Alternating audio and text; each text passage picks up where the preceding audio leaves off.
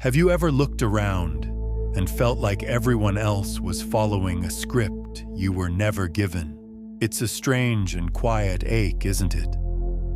This feeling that you're an actor in a play where you don't know your lines, and everyone else seems to perform their part so effortlessly. You see the world moving according to unspoken rules about success, about love, about what it means to live a good life. And yet, a part of you feels a deep resistance. This feeling isn't a sign that you are broken. It is a signal that a deeper part of you is beginning to stir, sensing that the stage you stand on is not the whole world. Today, we are going to talk about that invisible architecture that shapes our reality. We will explore the silent agreements and shared beliefs that create the world you see, and more importantly, the world you feel. This isn't about some dark, hidden agenda. It's about something far more personal and profound. The moment of awakening when you first glimpse the difference between the reality you've been handed and the truth that resides within you. And once you truly see it, your perception of everything will fundamentally change. If this sense of being an outsider in your own life resonates with you, I invite you to leave a thought in the comments. This channel is a space for those who are tired of the noise and are ready to listen to the silence, to share in the quiet recognition that we are not alone in these feelings. Subscribe to continue this journey with us as we explore the forgotten paths of inner knowledge. The ancient sage Lao Tzu is said to have written, "The Tao that can be told is not the eternal Tao. The name that can be named is not the eternal name."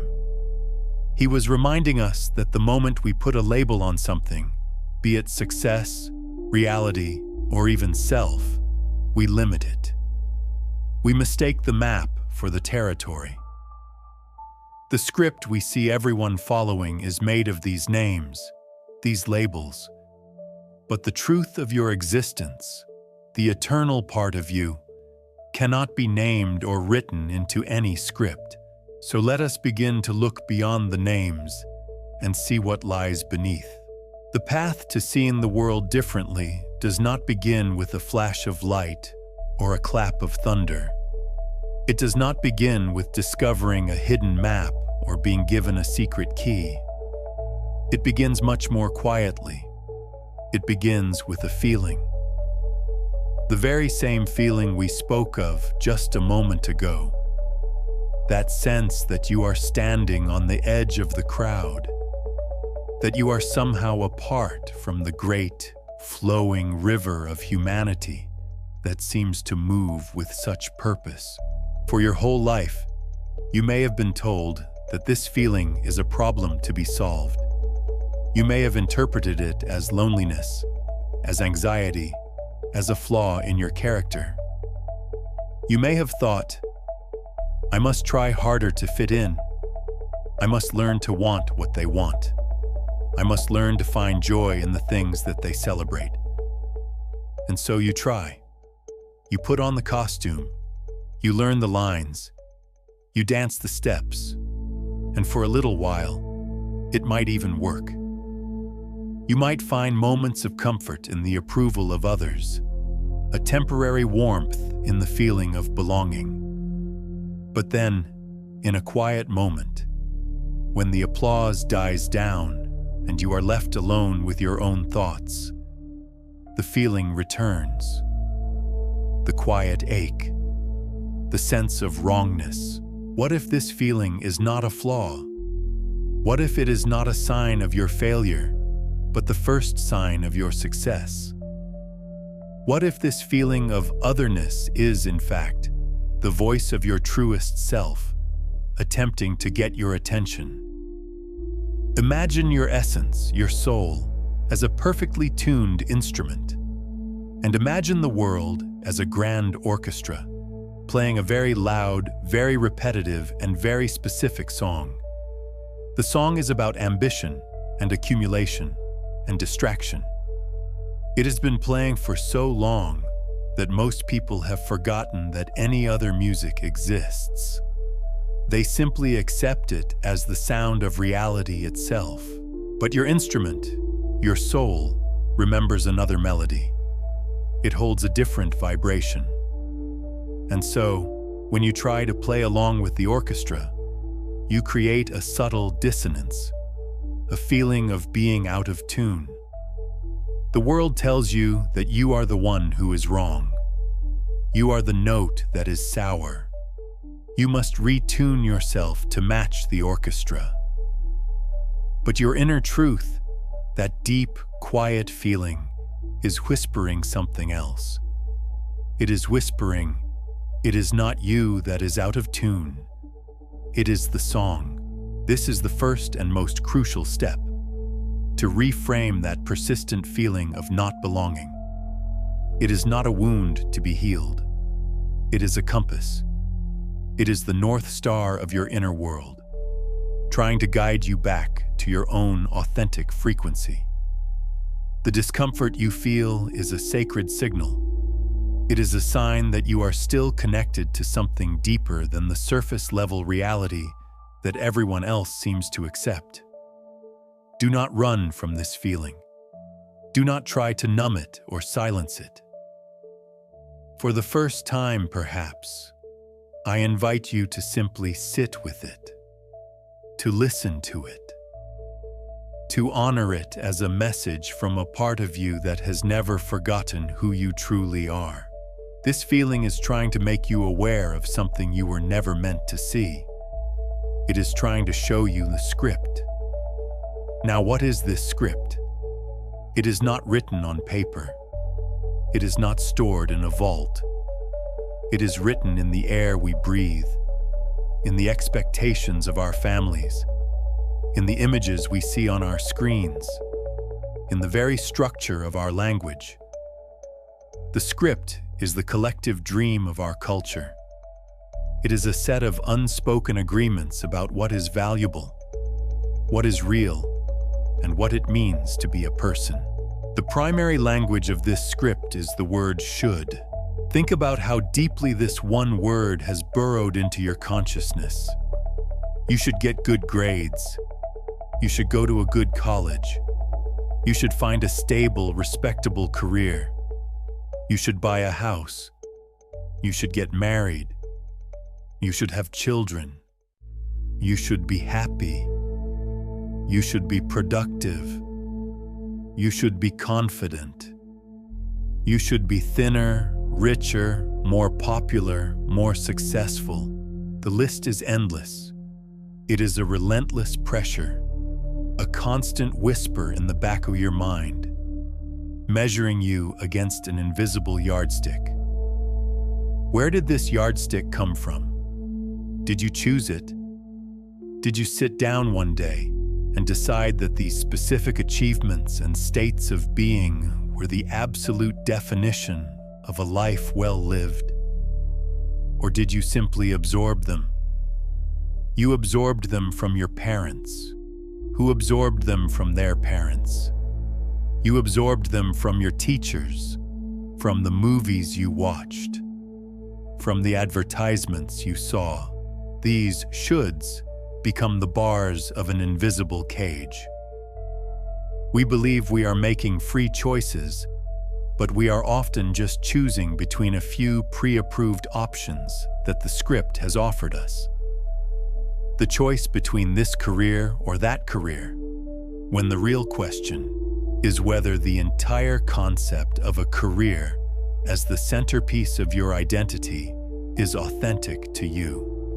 The choice between this partner or that partner, when the real question is whether the script's version of love and relationships aligns with the truth of your heart. The pain you feel, that emptiness that can creep in even when you are succeeding by the script's standards, is the pain of your soul pressing against these invisible bars.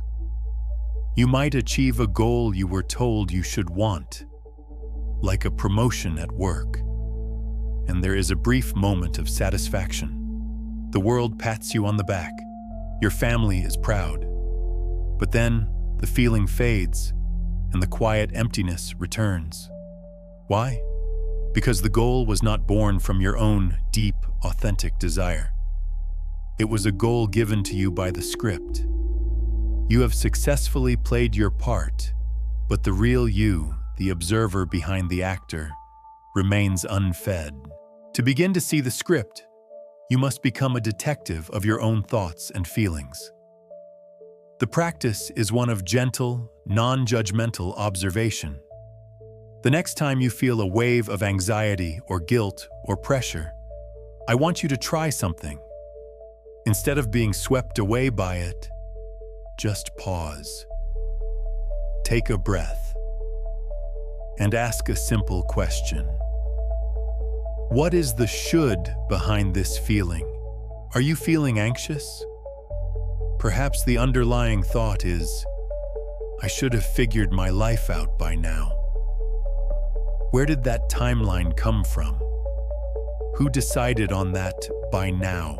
Are you feeling guilty? Perhaps the thought is, I should be doing something more productive with my time. Who defined productive? Is resting not productive for the soul? Is simply being not a worthy activity? Are you feeling envious of someone on social media? The thought is, I should have a life that looks like that. But do you truly know what that life feels like? Or are you just comparing your inner reality with their carefully curated outer performance? This is not an exercise in blaming the world or becoming angry at society. Anger is just another part of the script, another distraction. This is an exercise in reclaiming your own mind. It is about seeing the programming for what it is. It is code. And you are, for the first time, learning to read it. When you can see the should, you can see the script. And when you can see the script, it begins to lose its power over you. You realize it is not an absolute truth. It is just a story. A very powerful and persuasive story, but a story nonetheless. And if it is a story, it means another story is possible. Now, let's go a little deeper. Where does this script come from? Who is the author?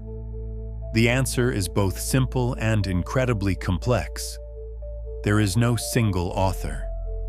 The script is written by everyone and no one. It is the product of what some ancient traditions would call the collective dream. Imagine a vast, shared consciousness, a sea of beliefs, fears, hopes, and memories that all of humanity swims in.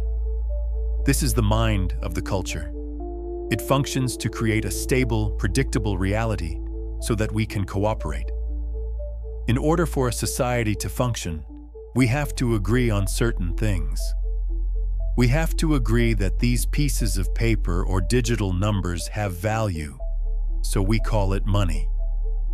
We have to agree that these invisible lines on a map are real, so we call them borders.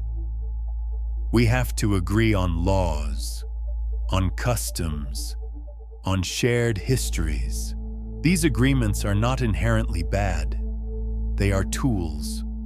They are the software that allows the hardware of humanity to run. But a problem arises when we forget that we created the software. We start to believe that the software is the hardware. We mistake the dream for the dreamer. We forget that the value of money is a shared story, and we begin to worship the story itself. We forget that social status is a collective agreement, and we begin to sacrifice our inner peace for a better position in a game we never consciously chose to play. The ancient philosophers of the East had a word for this: Maya. Maya is often translated as illusion, but this can be misleading.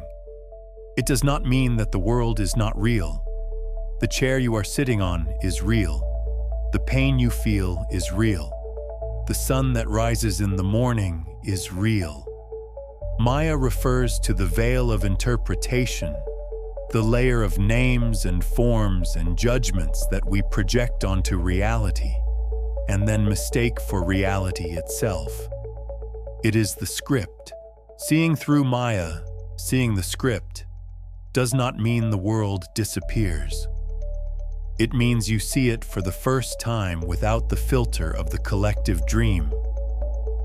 You see the tree in your yard not just as property or landscaping, but as a living, breathing being, a silent witness to the seasons. You see the person serving you coffee not just as a barista, a functionary in a transaction, but as another consciousness, another soul living out their own complex story, caught in their own version of the script. This shift in perception is profound. It is the difference between looking at a painting and only seeing the monetary value of the canvas versus seeing the soul of the artist, the emotion in every brushstroke, the story it is trying to tell. The world becomes more real, not less. It becomes more vibrant, more mysterious, more sacred. So how do we begin to wake up from this collective dream? It starts with the pain we talked about, the pain of inauthenticity. This is the alarm clock. Your soul has been pressing the snooze button for years, trying to let you sleep because waking up can be disorienting. But it has reached a point where the dream has become a nightmare. The role you are playing has become so suffocating, so far removed from your true nature, that the pain of continuing to pretend is now greater than the fear of waking up. Think of it like this. Imagine you were born wearing a suit of armor. From your earliest days, you were taught that this armor is you. You were taught how to polish it, how to strengthen it, how to add new pieces to it. The armor is your identity, your achievements, your personality, your beliefs. You learn to move in it, to speak through its helmet, to see through its narrow slit. You don't know anything else. But as you grow, your true self, your body inside the armor, also grows. And it begins to press against the rigid metal. At first, it's just a minor discomfort. A pinch here, a chafe there. You ignore it. That's just life, you think. Everyone is a little uncomfortable, but the pressure builds. The armor that was once a source of protection now feels like a prison. It restricts your breath. It limits your vision. It separates you from the world, from others, and from your own heart. The pain becomes chronic. It is the ache of a soul that wants to stretch, to grow, to be free. It is the deep, existential pain of being confined by a false self. This is the state that many people find themselves in. They are successful in the eyes of the world. They have the polished armor, the accolades, the titles, but inside, they are suffocating. This is the quiet desperation that Thoreau spoke of. It is the source of so many of our modern ailments, the anxieties and depressions that we try to medicate away, without ever asking what the ailment is trying to tell us. The sickness is not in you. The sickness is in the armor. The sickness is in the script that told you the armor was you. Seeing the script is the moment you realize, for the first time, this armor is not me. I am the one inside it. This is a terrifying and liberating realization. Terrifying because your entire life has been built around maintaining this armor.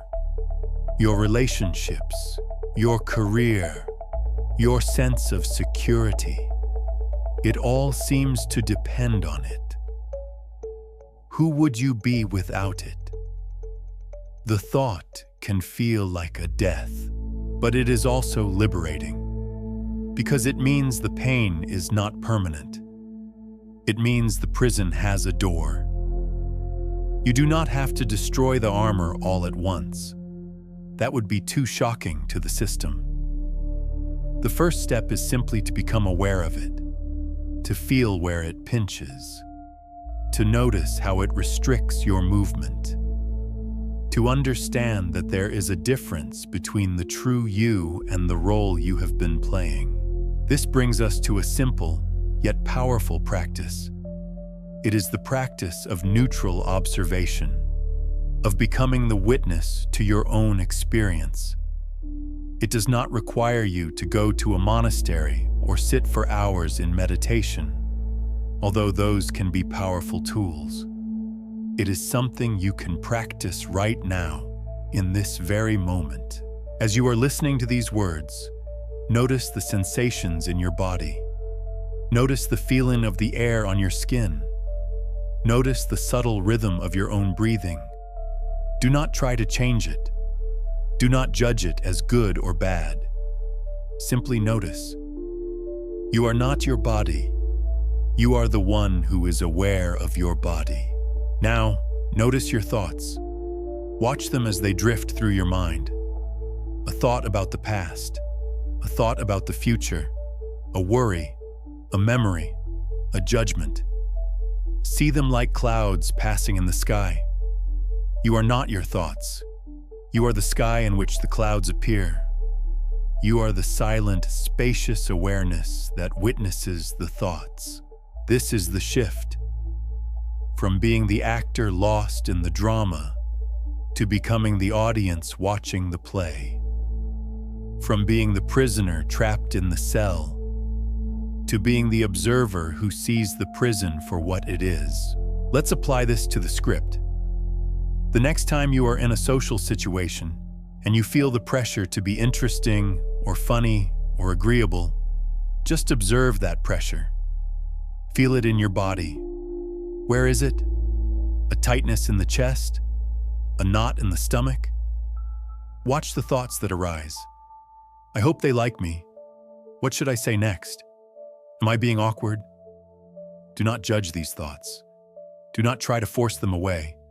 Simply see them. And in the seeing, ask yourself quietly, who is it that is feeling this pressure? Is it my deepest self? Or is it the armor, the role, the part of me that learned it should be liked? When you do this, something remarkable happens. A space begins to open up. A space between the stimulus, the social situation, and your response, the anxious performance. In that space, for the first time, you have a choice. You might still choose to say something agreeable, but you will be doing it from a place of awareness, not from a place of unconscious compulsion. Or you might find the courage to be silent, to simply be present without the need to perform. You will discover that the world does not collapse. The other person likely won't even notice. But for you, everything has changed. You have just exercised a muscle of freedom that you didn't know you had. This practice of witnessing is the antidote to the script. The script thrives in unconsciousness. It operates on autopilot. It pulls our strings when we are not paying attention. But it cannot operate under the light of gentle, steady awareness. The moment you see the string, the moment you feel the pull, you are no longer a puppet. You are an observer. This is not a one-time event. It is a moment-by-moment practice. It is a new way of living. It is the gradual, patient, and compassionate process of disentangling your true self from the web of collective belief you have been caught in. You will forget. You will get pulled back into the drama 1,000 times a day. And that is okay. The practice is not about achieving a state of perfect, uninterrupted awareness. The practice is in the gentle act of remembering. In the middle of an argument, you remember to watch your anger instead of being it. In the middle of a moment of despair, you remember to observe the story of hopelessness instead of believing it as absolute truth. Each time you do this, you loosen the grip of the armor. You create a little more space to breathe. You allow a little more of your authentic light to shine through the cracks. This is how the transformation begins. Not with a great battle against the world, but with a quiet revolution within your own consciousness. You are not trying to change the world. You are allowing the world to change, because you are changing the way you look at it. You are taking back the power you unknowingly gave away, the power to define your own reality, to write your own story, to sing your own song. As we continue our journey, a question naturally arises. If this script, this collective dream, is so limiting and can cause so much hidden pain, why do we follow it? Why do we cling to it so tightly, even when we feel it suffocating us? The answer is not that we are foolish or weak. The answer is that the script offers us something we crave on the deepest, most primal level. It offers us the illusion of safety. From the moment we are born, we learn that following the rules keeps us safe. As a child, listening to your parents kept you fed and warm. Following the teacher's instructions earned you approval and avoided punishment. The script of the world is just a much larger version of this. It presents itself as a grand bargain. Follow this path. Believe these truths. Want these things, and you will be safe. You will have security. You will have a place. To step off this well-trodden path feels like stepping into a dark, unknown wilderness. The script has signposts at every turn. Go to college. Get a mortgage. Climb the corporate ladder. Retire at 65. The path is clear, illuminated, and populated by millions of other people walking in the same direction. To question that path, to even pause and look toward the trees, feels terrifying. What's in there? There are no signs. There is no one to tell you which way to go. There is a deep, instinctual fear that if you leave the path, you will be lost forever. So we stay, telling ourselves that the discomfort of the crowded road is better than the terror of the unknown forest. The second thing the script offers is belonging. We are, by our very nature, social creatures. For millennia, our survival depended on being part of a tribe. To be cast out from the tribe was a death sentence. This fear of exile is written into our very DNA. The collective script is the modern-day tribe. It is the unifying story that allows us to feel connected to the people around us. We talk about the same television shows, chase the same ideas of success, worry about the same economic indicators. It creates a common ground, a shared language that makes us feel like we are part of something larger than ourselves. When you begin to awaken, when you start to question the script, you threaten this sense of belonging. The people around you, often the people who love you the most, can feel you pulling away.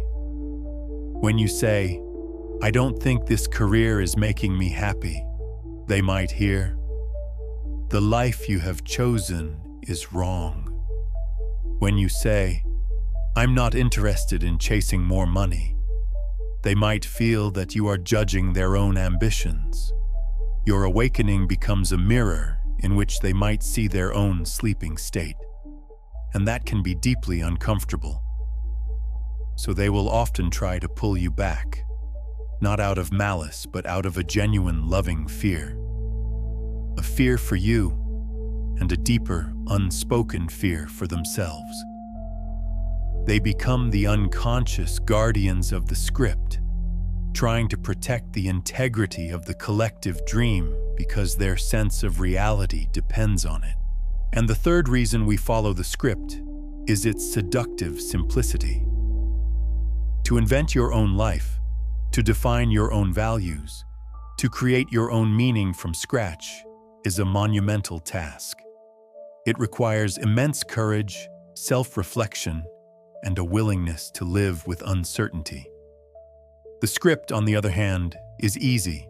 The answers are already provided. What is the purpose of life? To be happy and successful. What is success?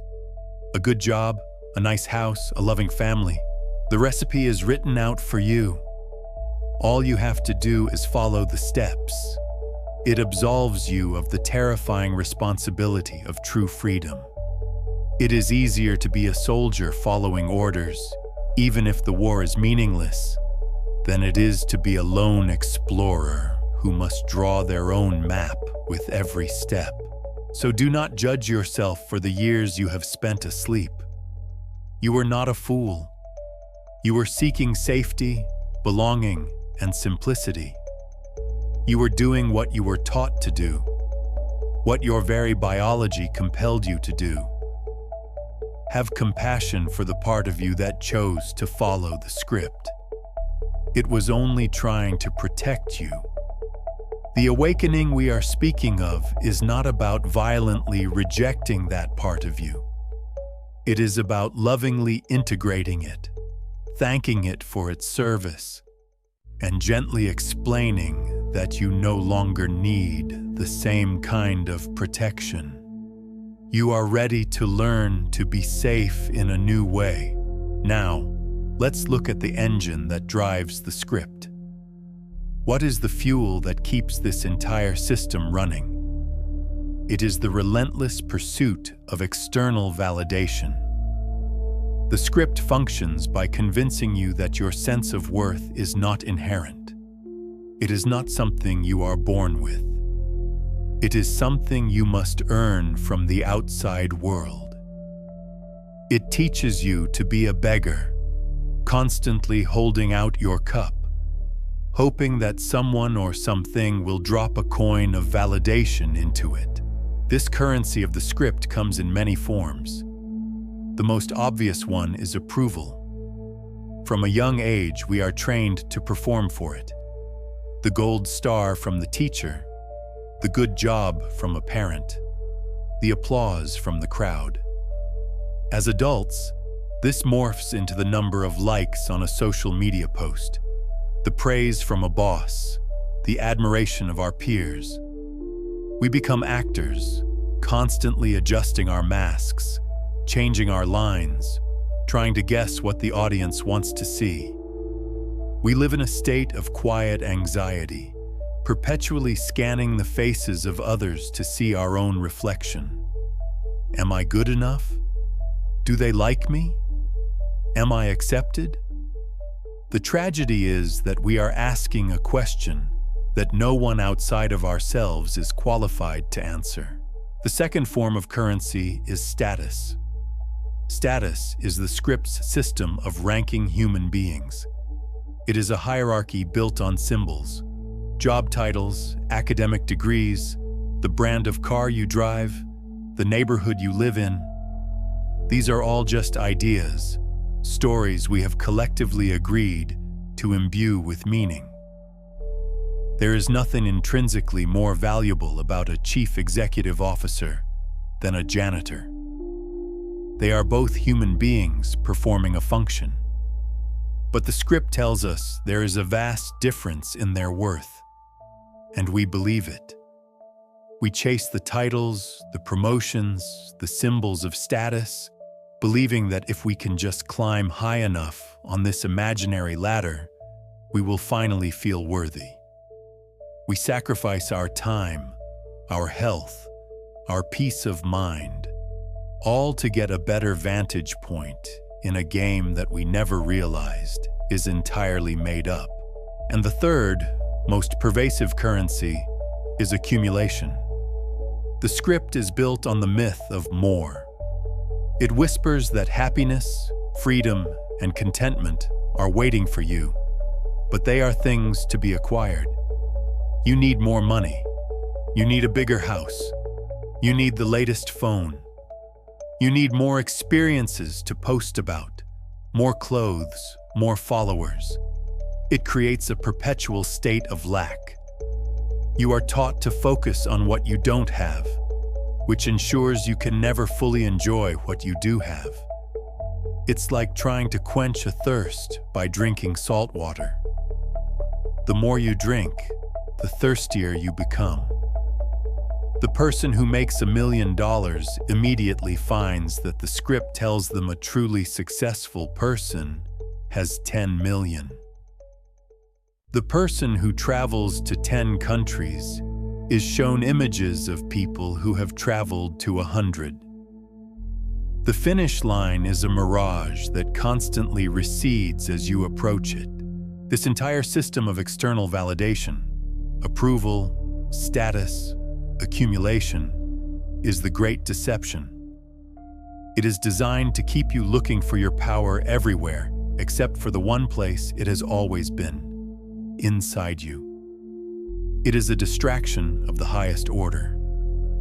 As long as you are busy chasing the next coin of validation, you will never stop to ask the fundamental question, why do I feel like I need this in the first place? As long as you are trying to fill your cup from the outside, you will never discover that you are not the cup. You are the entire ocean. The validation you seek is a cheap imitation of the self-acceptance that is your birthright. This brings us to one of the most difficult and subtle parts of this awakening. It is the role that suffering plays in our lives. Within the script, suffering is the enemy. It is seen as a sign of failure. If you are in pain, if you are sad, if you are struggling, it means you are doing something wrong. The goal is to avoid suffering at all costs.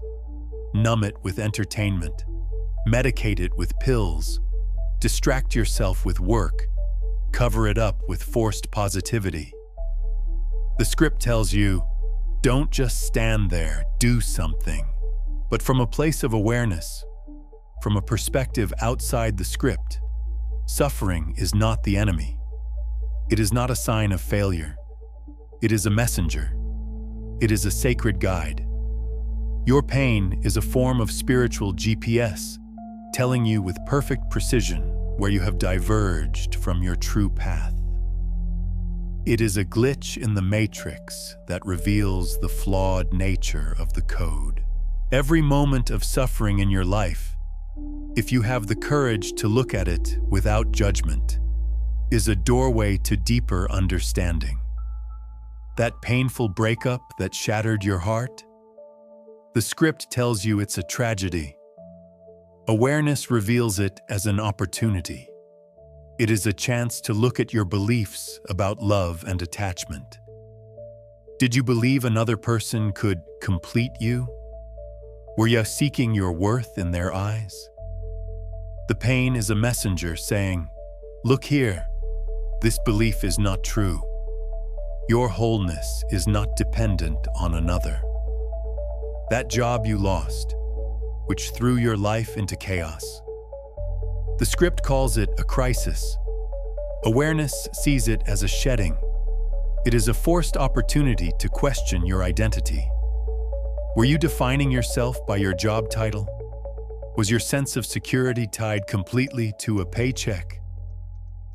The pain is the messenger whispering, look here, you are not your job. Your true security cannot be found in a system that can discard you at any moment. The chronic anxiety that follows you like a shadow? The script calls it a disorder to be managed. Awareness asks, What is this anxiety trying to tell me? Perhaps it is the friction created by living an inauthentic life. It is the constant, low-grade scream of a soul that is being ignored. It is a messenger begging you, please stop going in this direction. It is not for you. To change your relationship with suffering is to change your entire life. It means you stop running from your pain and you start listening to it. You treat it with reverence, with curiosity. When a painful feeling arises, you learn to sit with it. You breathe into it.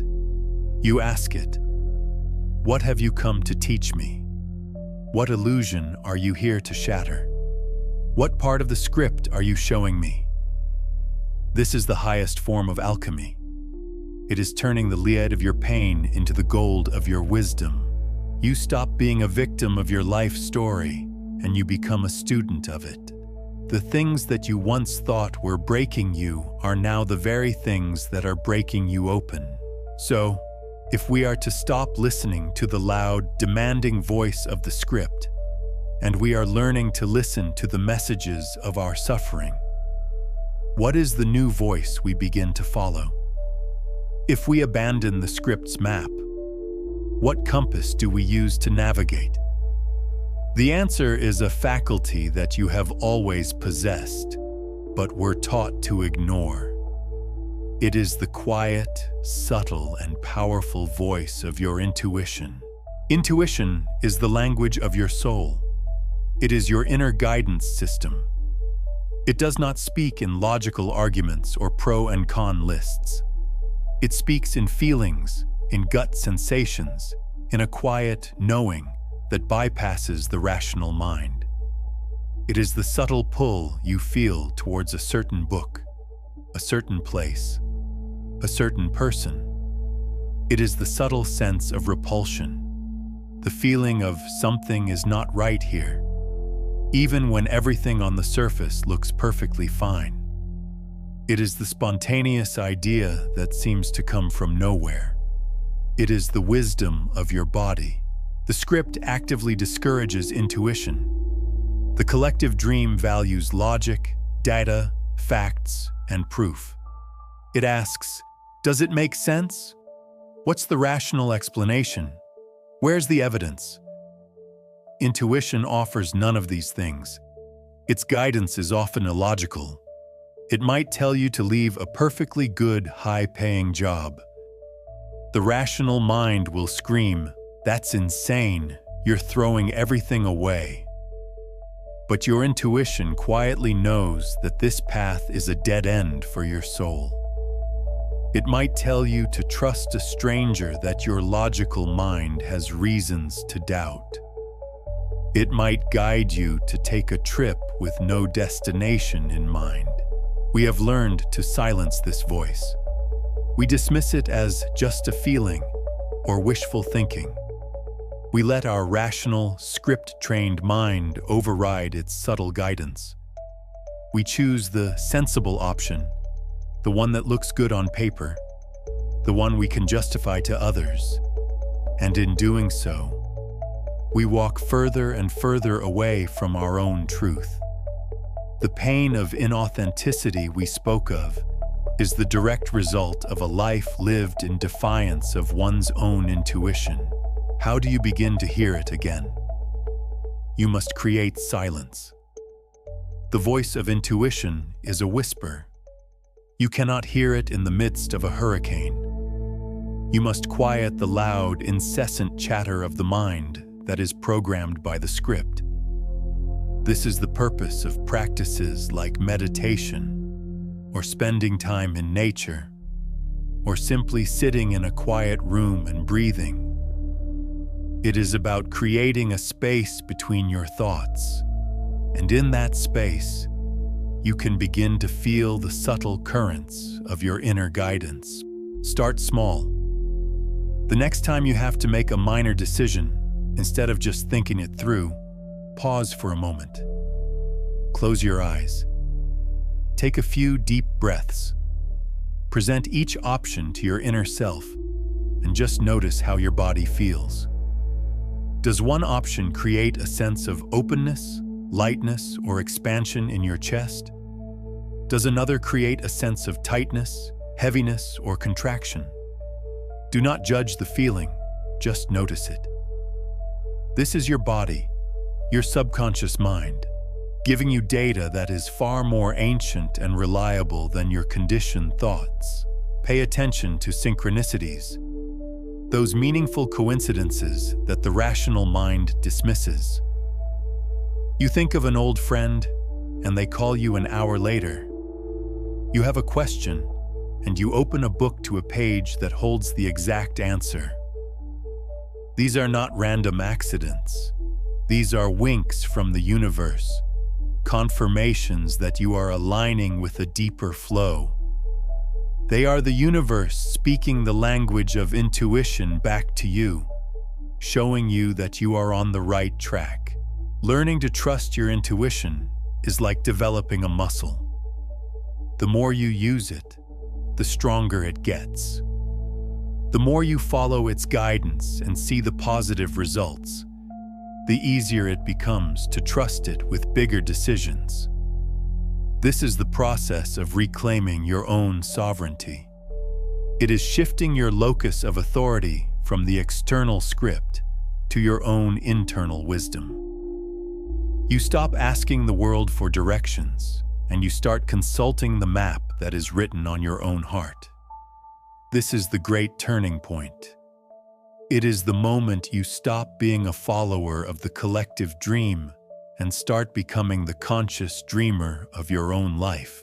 As you stand at this threshold of awareness, having seen the script and understood its mechanics, you arrive at the most vital and challenging part of the journey. Seeing is one thing, understanding is another. But the true transformation happens in the living. It is the process of taking this awareness from the realm of the mind and embodying it in the fabric of your daily life. This is where the path moves from philosophy to reality, and it begins with an act of profound courage, the willingness to let the old you die. This is not a physical death, of course. It is a death of identity. It is the conscious decision to stop feeding the character you have been playing. It is the shedding of the armor that has protected you for so long. And like any death, it can be frightening. It is a journey into the unknown, and it requires you to let go of the things you once held most dear, not because they are bad, but because they are no longer yours to carry. The first thing you must be willing to release is your attachment to certainty. The script, for all its flaws, provided a map. It told you what to do next. It gave you a sense of a predictable future. The path of authenticity has no such map. Your intuition is a compass, yes, but a compass does not show you the entire terrain ahead. It only points you in a direction, one step at a time. To walk this path means you must become comfortable in the space of not knowing. You must be willing to wake up in the morning without a perfectly planned agenda for your life, and instead ask, what is true for me today? What is my intuition guiding me to do right now? It is a shift from living in a predictable, solid world to living in a fluid, responsive dance with life. This can feel like chaos to the conditioned mind, but it is the very essence of freedom. The second thing that must be allowed to die is the desperate need to be liked and understood by everyone. Your armor, your false self, was designed for this. It was a carefully constructed persona meant to win approval. As you begin to live from your authentic core, you will inevitably stop playing that part. You will say no when you mean no. You will speak a truth that might make others uncomfortable. You will make choices for your own well-being that do not align with the expectations of your family or friends. And some people will not understand. They will call you selfish. They will think you have become strange. They will miss the old, predictable you. You must have the courage to let them be wrong about you. You must be willing to trade the conditional approval of the many for the unconditional self-acceptance of your own soul. Your loyalty must shift from the audience to the actor within. And third, you must release the identity you have built upon external things. Your job title, the money in your bank account, your list of achievements, the roles you play as a parent, a child, a partner. These are all temporary costumes. They are not who you are. The script teaches you to fuse your identity with these things, so that when one of them is threatened, you feel that your very existence is at stake. The process of awakening is the process of gently prying your sense of self away from these external labels. You are not your job. You are the consciousness that experiences the job. You are not your bank account. You are the awareness that is untouched by wealth or poverty. When you begin to find your identity in this unshakable, silent awareness within you, the storms of the world can still happen, but they can no longer destroy you. You have an anchor in a place that the world cannot touch. This process of letting go is not a violent act. It is a gentle release. It is like a tree letting go of its leaves in the autumn. It does not fight. It does not struggle. It simply allows what is no longer needed to fall away, creating space for new life to emerge in the spring. A question that often arises here is, do I have to leave the world? Do I have to quit my job, abandon my family, and go live in a cave? For a very few, that may be their path. But for most of us, the challenge is far more subtle and perhaps more profound. It is not about leaving the world, but learning to live in the world in a new way. It is the challenge of being the observer in the marketplace. You do not have to renounce money. You have to renounce the worship of money. You can learn to see it as a tool, a form of energy to be used consciously, without letting it define your worth or dictate your choices.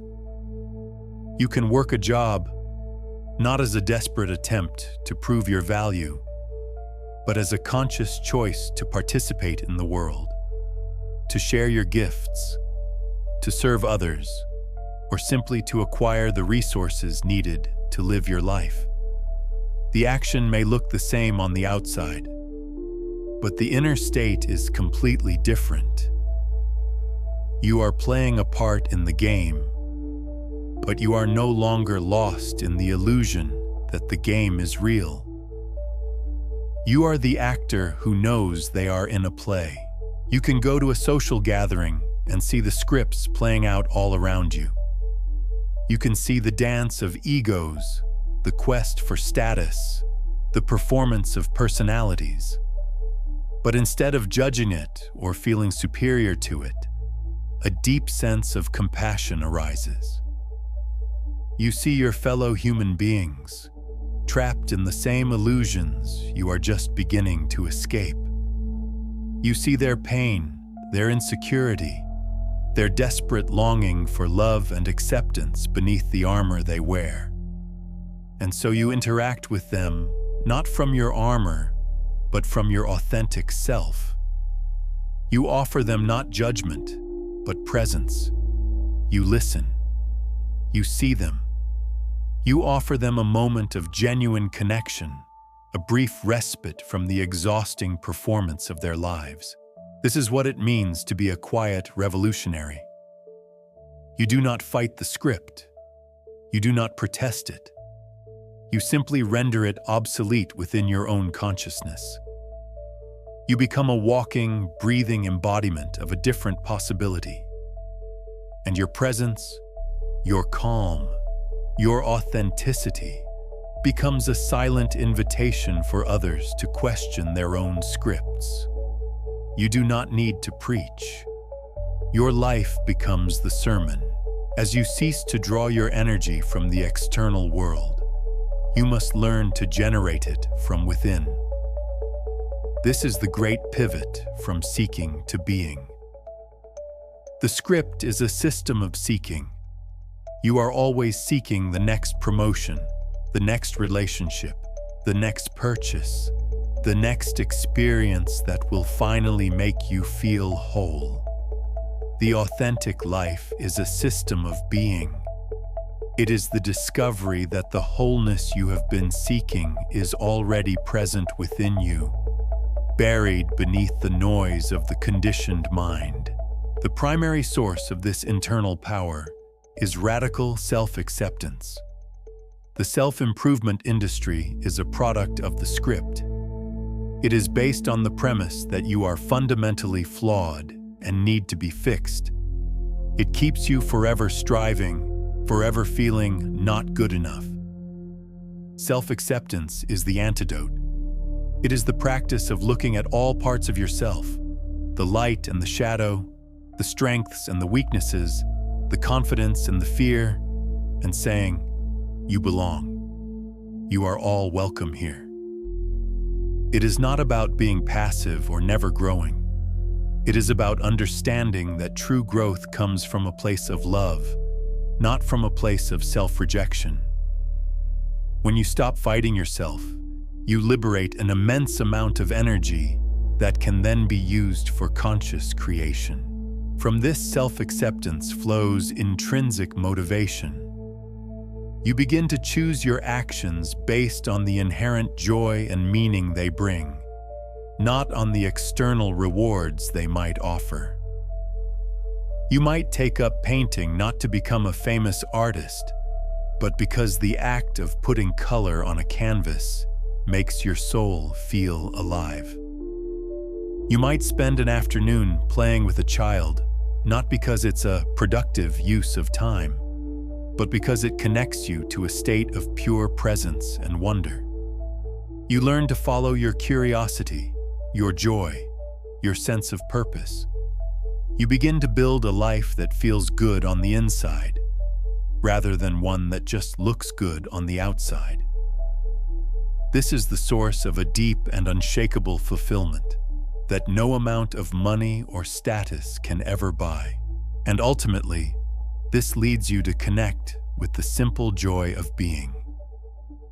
The script keeps you so busy doing, achieving, and becoming that you forget how to just be. The awakened life rediscovers the profound peace that is available in any given moment if you just stop and pay attention. The feeling of the warm sun on your skin, the taste of a cup of tea, the sound of rain against the window, the rhythm of your own breath. These simple, ordinary moments become portals to the sacred.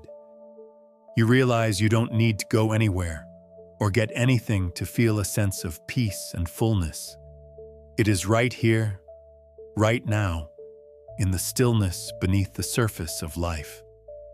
When you can touch this place, you have truly become free, because you are no longer dependent on the world to give you anything. Your well-being is generated from within. Naturally, as your relationship with yourself changes, your relationship with others undergoes a profound transformation. As you learn to see past your own armor, you begin to see past the armor of others. Your interactions are no longer a clash of two constructed personalities, but a potential meeting of two souls. This fosters a deep and abiding compassion.